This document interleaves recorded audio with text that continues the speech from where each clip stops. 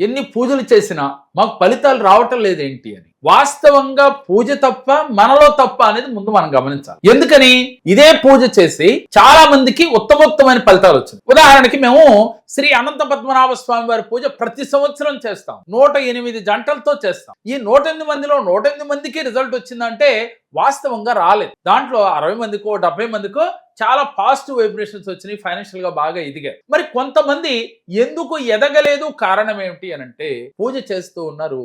అంటే పూజ దేనికి చేస్తున్నాం, ఒక సత్యనారాయణ స్వామి వ్రతం చేస్తూ ఉన్నాం, గృహప్రవేశం చేసినప్పుడు అమ్మో నాయనో అంటూ బాధపడుతూ, అంటే ఎక్కువ సమయం కూర్చోలే, అంటే అది వారి తప్పు కాదమ్మా. ఇప్పుడు మన ఆహారపు అలవాట్లు కానీ మన శరీర ఆకృతి మనకు సరిగ్గా సహకరించకపోవటం కాదు. ఏదేమైనప్పటికీ కూడా మీరు ఎక్కువసేపు కూర్చోలేక ఆపసోపాలు పడుతూ మనసు భగవంతుడి పైన పెట్టలేకపోతే, ముందు మీ కోరిక తీరాలి అని మీకు దృఢమైన సంకల్పం ఉంటే మీరు భగవంతుడి పైన నమ్మకం ఉంచి, అది లా ఆఫ్ అట్రాక్షన్ అయినా లేదు ఒక పూజ అయినా యజ్ఞమైనా హోమమైనా మనస్ఫూర్తిగా మీరు గనక మనసు పెట్టి చేస్తే ఫలితం అద్భుతంగా వస్తుంది. చాలా మందికి వచ్చింది. అయితే ఎలా చేయాలి అంటే, సపోజ్ మనకి కోరికలు తీరటం లేదు, ఎన్ని పూజలు చేసినా వ్రతాలు చేసినా లేక ఎన్ని లా ఆఫ్ అట్రాక్షన్ చేసినా, వారి కోసం ఈ రోజు మీరు ఈ క్షణానే మీ బలమైన కోరిక ఏమిటో పదే పదే మనసులో అయిపోయినట్లుగా భావిస్తూ విజువలైజేషన్ చేస్తూ, అలాగే అఫర్మేషన్స్ మీకు నమ్మిన దైవానికే పంపండి. మీరు పూజ చేసే భగవంతుడికే చెప్పండి.